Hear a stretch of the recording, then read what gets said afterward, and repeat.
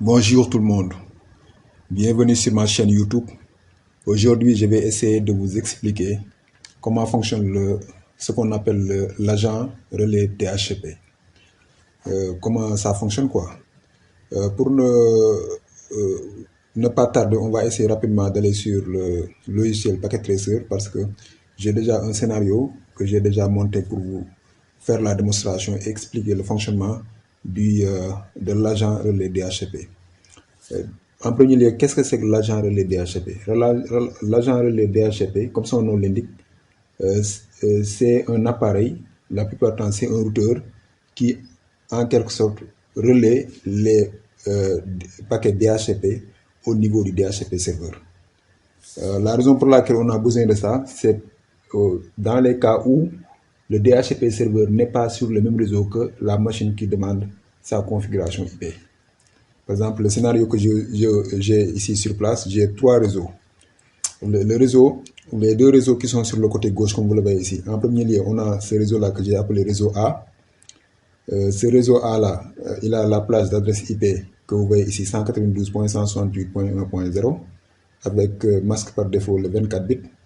Et puis en bas ici, on a le réseau que j'appelle le réseau B, qui a l'adresse IP, la plage d'adresse IP 192.168.2.0, avec comme masque le masque par défaut que vous connaissez, qui est le 24 bits.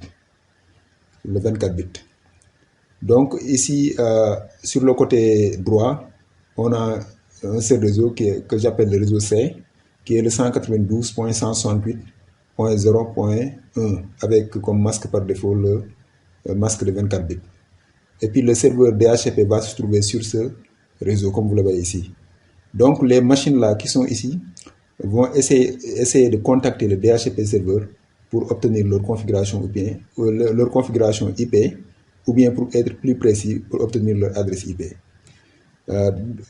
Ça ne sera pas, si on n'a pas l'agent de relais DHCP, je pense que le scénario ne sera pas possible parce que imaginons que on sait que le DHCP, les paquets DHCP, ce sont des paquets de diffusion, et puis on sait que le routeur, par définition, il ne transmet pas les paquets de diffusion vers un autre réseau. Ça, je pense que vous le comprenez déjà. Donc, pour pallier à ça, là, il faudra forcément configurer en quelque sorte ce qu'on appelle un agent relais DHCP pour que cet agent relais DHCP puisse transmettre les paquets DHCP vers le DHCP serveur. Donc ici, pour faire la démonstration, on va essayer, en premier lieu, je n'ai pas encore configuré les adresses IP au niveau des interfaces de ce routeur parce que ce routeur-là, il a trois interfaces. Et puis on sait que chaque interface au niveau d'un routeur représente un réseau IP. Donc c'est la raison pour laquelle on a ces trois réseaux IP comme vous le voyez ici. Donc on va essayer de venir ici sur le routeur qui sera l'agent relais DHCP. Donc on va essayer de venir ici au niveau de l'interface. Première interface, c'est l'interface gigabit 00. C'est lui qui se connecte au réseau C. Donc je vais lui donner l'adresse IP qui est le 192.168.0.1. Et puis comme masque par défaut, le masque de 24 bits. Et puis je vais en quelque sorte activer l'interface. Donc on a fini avec le réseau C. On va sur l'interface qui se connecte sur le réseau A. C'est l'interface gigabit 001. Donc on vient ici aussi, on va lui donner l'adresse IP 192.168.1.1 avec comme masque le masque par défaut. Donc on va activer l'interface. Excellent. Donc dernièrement, on vient sur le réseau que j'appelle le réseau B, qui connecte sur l'interface gigabit 02. On retourne ici sur le routeur. On va sur l'interface, le dernier interface gigabit 02. On va lui donner l'adresse IP 192.168.2.1. Et puis excellent. Donc on va essayer de cliquer sur le bouton on pour activer l'interface. Donc la configuration la configuration au niveau du routeur ou bien de l'agent relais DHCP est terminée. Donc on vient ici sur le serveur, on va configurer le serveur DHCP pour qu'il puisse attribuer des adresses IP à ces deux réseaux. Ce qu'on va faire, on aura besoin de créer deux pools. On vient ici sur service, on vient ici sur DHCP. On va créer deux pools. Le premier pool sera destiné au réseau A. Le premier pool va contenir des adresses IP qui seront destinées aux machines ou bien aux ordinateurs qui sont sur le réseau A. Et deuxième pool sera une pool d'adresses qui sera destinée à ces machines qui sont sur le réseau que j'appelle le réseau B. Donc ici, on retourne ici sur la configuration. Je ne vais pas créer un autre pool, je vais prendre ce pool là pour le premier pool, serveur pool. Je vais mettre l'adresse IP de la passerelle par défaut. On sait que c'est l'adresse IP du routeur 192.168.1.1. Excellent. Et puis starting IP address, on va lui donner 192.168.1.2. Et puis le masque, on va lui donner 255.255, c'est le masque par défaut, .255. Et puis on va prendre le maximum, on prend 100. Et puis vous cliquez sur Save. Donc on a fini avec le premier pool. Donc le deuxième pool, on va venir ici, on va créer un autre pool parce que ce pool là, on va lui donner un nom. Je vais lui donner le nom mon pool. Voilà, c'est ça que je vais lui donner. Et puis l'adresse IP que je vais prendre, c'est l'adresse IP pour le réseau B. Donc la passerelle par défaut sera 192.168.2.1. Et puis ici on met 2. Et puis je pense que c'est ça qu'on doit changer. Et puis vous cliquez sur Add. Voilà, vous voyez, quand vous cliquez sur Add, ici en bas là, on voit que on a ici deux adresses IP, deux pools du moins, deux pools d'adresses pour le DHCP. Vous voyez, le premier pool c'est le serveur pool, le deuxième pool c'est ce que j'ai appelé mon pool, comme vous le voyez ici. Donc dernière étape, faut pas oublier de faire ça, c'est d'attribuer une adresse IP au serveur pour qu'il puisse se communiquer au niveau du réseau. Donc l'adresse IP, parce que le serveur se situe sur le réseau C, c'est ce réseau là, donc on va lui donner une adresse IP au niveau de cette plage. Donc on va venir ici, l'adresse IP que je vais lui donner, ça sera 192.168.0.1. Voilà. Non, il dit que ça déjà, l'adresse est déjà prise. .253 du moins, c'est ça que je voulais mettre. .253. Attends, je vais essayer d'effacer. 192.168.0.253. Voilà. Excellent. Et puis comme la passerelle par défaut, parce qu'il aura cette machine-là, le serveur aura besoin de la passerelle par défaut pour communiquer avec cette machine, pour leur donner leur configuration IP. Ça aussi, il faut bien le comprendre. Donc, on va lui donner l'adresse IP 192. La passerelle par défaut, c'est le 192.168.0.1. Voilà, excellent. Donc, on a fini avec ça. Et la dernière étape, faut pas oublier de le faire. C'est d'activer le DHCP serveur au niveau du DHCP parce que c'est pas activé par défaut. Donc vous cliquez sur on et puis c'est activé. Donc excellent. On retourne ici. Je vais retourner sur le routeur pour vérifier si j'ai pas fait d'erreur au niveau de la configuration des interfaces pour l'adresse IP. Voilà, ça c'est excellent 01. L'autre là c'est 11. Et puis l'autre là, c'est 2, 1. Excellent. Donc, grosso modo, c'est ça. Maintenant, la question que je vais poser, j'ai déjà fini la configuration au niveau du DHCP serveur. Si cette machine-là a besoin d'une adresse IP, est-ce qu'il pourra l'obtenir?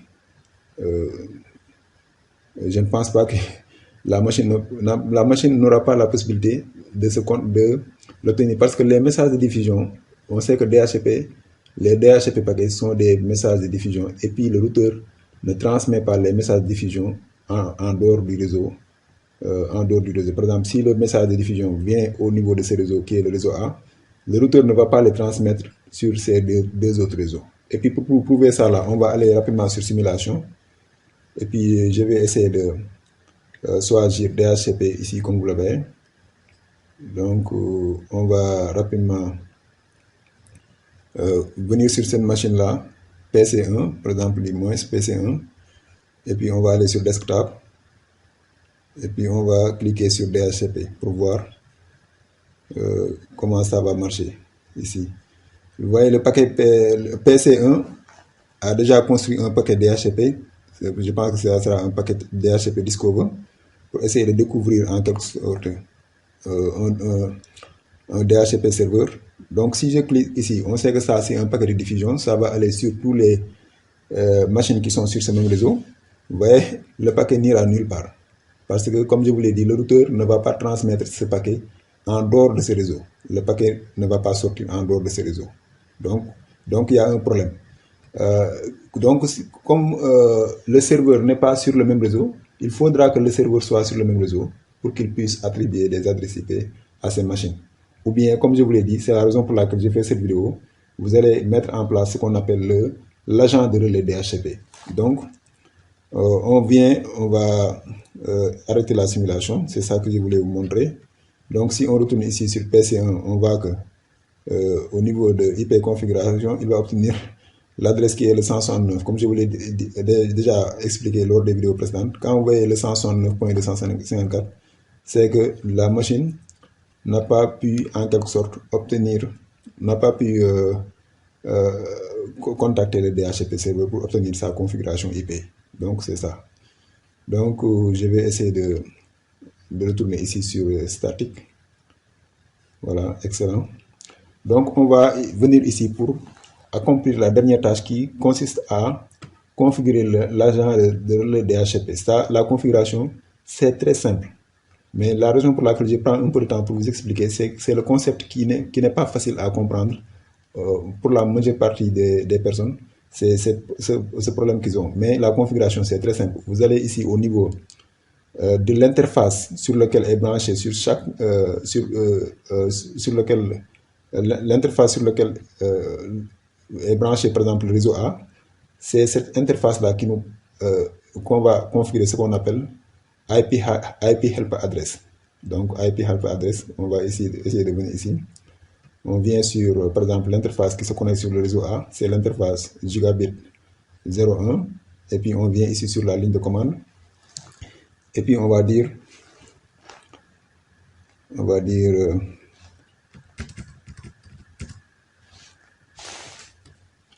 la commande est très simple. Vous dites IP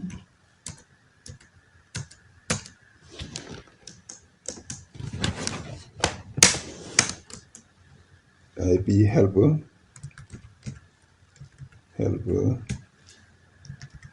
adresse, comme vous le voyez ici. Attends, je vais mettre le point d'interrogation. Il nous demande destination adresse. Maintenant, destination adresse, vous allez mettre l'adresse IP du DHCP serveur. Et puis l'adresse IP du DHCP serveur, c'est le 192.168.0.253. Donc c'est ça seulement dont vous avez besoin pour la configuration. Vous voyez, excellent. Donc une fois qu'on a fait ça là, normalement le routeur ou bien l'agent relais DHCP maintenant aura la possibilité de transmettre les paquets DHCP au niveau du DHCP serveur. Donc pour vous prouver ça là, et puis pour vous prouver ça là, on va essayer de retourner ici sur simulation. Sur simulation, on va essayer de Je pense que pour prendre, on a déjà pris le paquet DHCP, donc excellent. On va essayer de retourner sur PC1. On vient sur PC1 et puis on retourne sur IP configuration et puis on va cliquer sur DHCP. On va essayer de cette fois-ci voir paquet PC1 a déjà en quelque sorte construit le paquet DHCP Discover. Donc on sait, comme je vous l'ai dit, les paquets DHCP sont des paquets de diffusion. Donc ça va aller sur tout le réseau. Mais cette fois-ci, vous allez voir que l'auteur, voilà, il a crocheté ça. Ça, c'est peut-être à cause de ARP. Donc, on retourne ici pour essayer de voir. Vous voyez, vous voyez, excellent.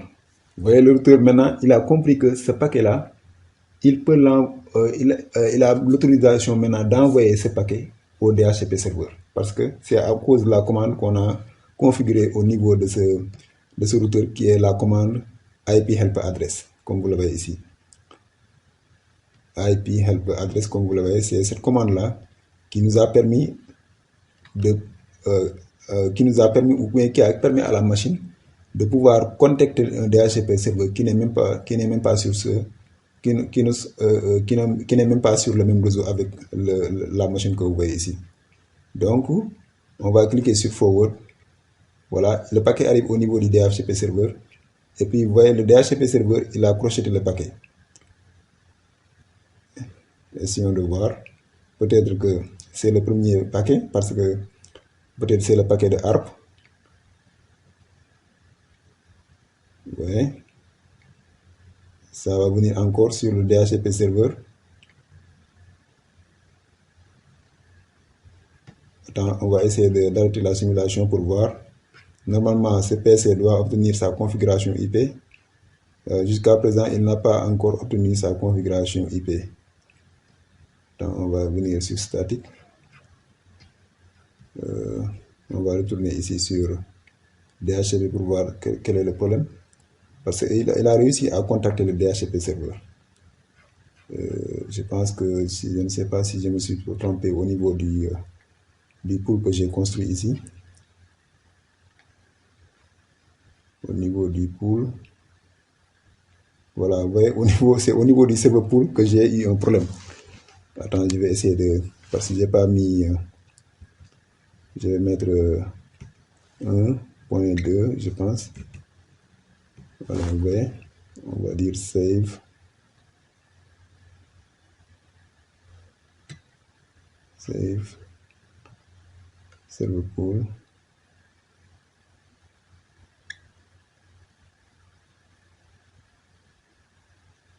Ok. Voilà, j'ai fait un petit erreur au niveau du server pool. Parce que si c'est pas bien configuré, ça ne va pas. On va essayer de retourner ici sur desktop. On va cliquer sur DHCP. Vous voyez, excellent, il a obtenu son adresse IP. Vous voyez, il a obtenu son le PC a obtenu son adresse IP. Donc, vous voyez que c'est comme ça que vous faites la configuration, par exemple, si vous avez un DHCP serveur qui n'est pas sur le même réseau que vos machines, il faudra faire recours à ce qu'on appelle l'agent de relais DHCP. Donc, la raison pour laquelle maintenant j'ai deux réseaux ici, on va essayer même pour que ces réseaux aussi, pour que ces machines-là, parce que ces machines-là aussi, s'ils veulent, si ces PC-là veulent obtenir leur adresse IP via le DHCP serveur, il faudra aussi configurer l'IP help address au niveau de cette interface. Donc, c'est ça qu'on va faire. Parce que sinon, on ne fait pas ça là. Par exemple, si je viens ici sur cette machine, attends, on va essayer d'aller sur desktop, IP configuration, on retourne ici sur simulation, on retourne sur simulation. Voilà, quand je viens ici sur PC2 par exemple, je vais lui dire d'aller obtenir sa configuration IP. Essayons de voir. Le paquet ne va pas aller parce que je n'ai pas encore configuré l'agent relais, le IP help address qui permet en quelque sorte de dire au routeur d'envoyer ces paquets. Vous voyez, les paquets ne vont pas être transmis parce que je n'ai pas encore configuré l'IP help address. Donc cette machine-là n'aura pas la possibilité d'obtenir sa configuration IP. Vous voyez, c'est la raison pour laquelle il dit DHCP fail, parce que il faudra venir ici configurer ce qu'on appelle le IP helper address. Donc c'est ça que je vais faire. Je vais venir au niveau de cette interface. Je vais dire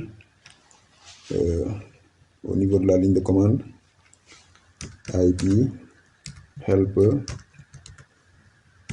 adresse, et puis on met l'adresse du serveur DHCP. Il faut bien savoir faire la part des choses. 168.0.1. Vous voyez, c'est très simple. Une fois qu'on a fait ça là,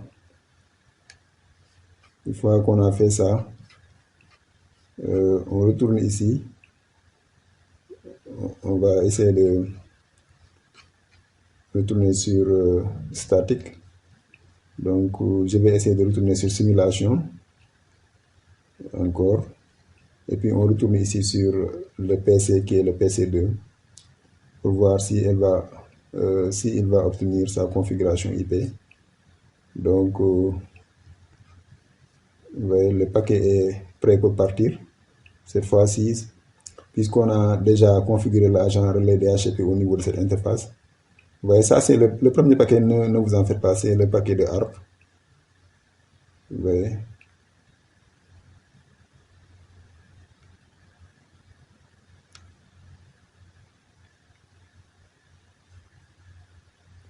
Attends, je vais essayer de voir.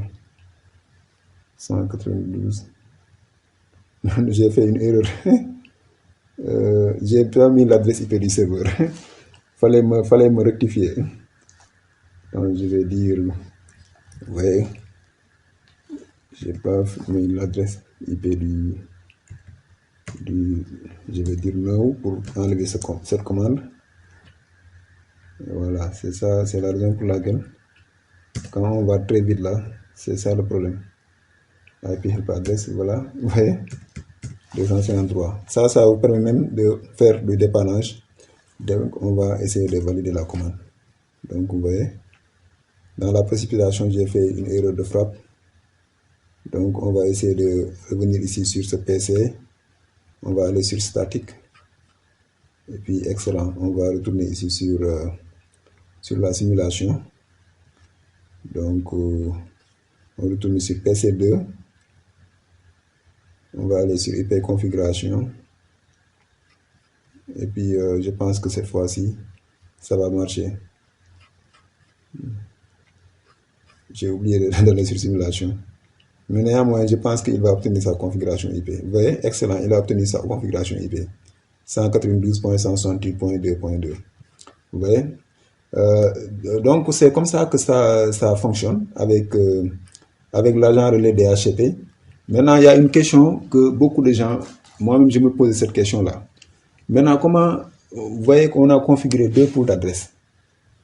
Et puis vous pouvez configurer autant de pools que vous voulez. Par exemple, si on avait 3 réseaux, on peut configurer 3 pools. Si on a 4 réseaux, ainsi de suite.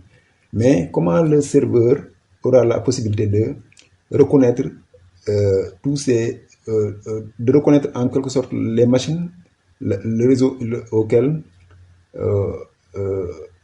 elles appartiennent. Comment le serveur peut connaître ça? Non, le serveur ne le connaît pas. Mais le serveur va se baser sur l'adresse IP de l'interface qui va amener le paquet. Par exemple, si je veux être bien précis, par exemple, essayons de retourner sur simulation ici.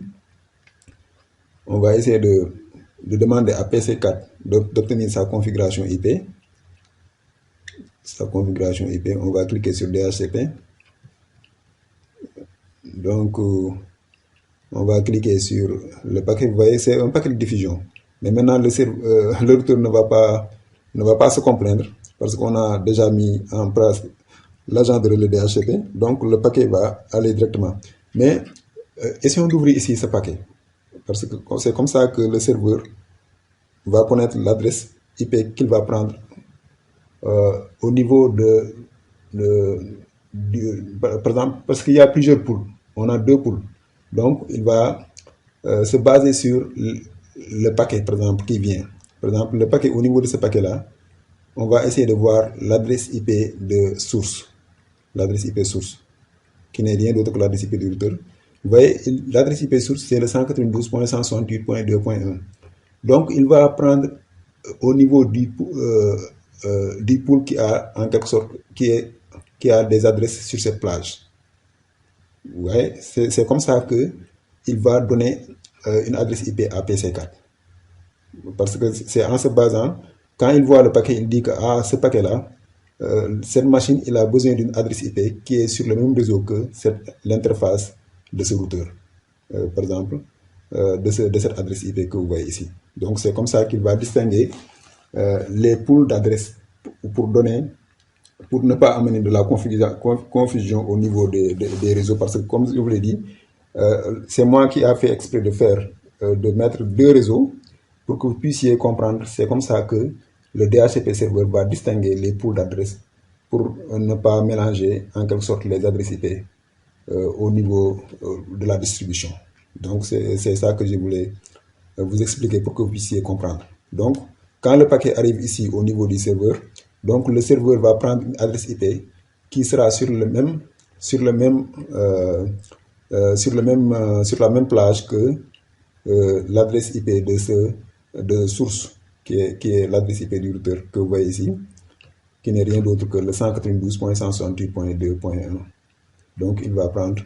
Donc si on arrête la simulation, on revient ici sur PC4, bel et bien on va voir que PC4 en quelque sorte a obtenu sa configuration IP, comme je vous l'ai dit, qui est sur le réseau 192.168.2.0. Donc c'est comme ça que ça fonctionne. Donc grosso modo, c'était ça l'objectif de cette vidéo.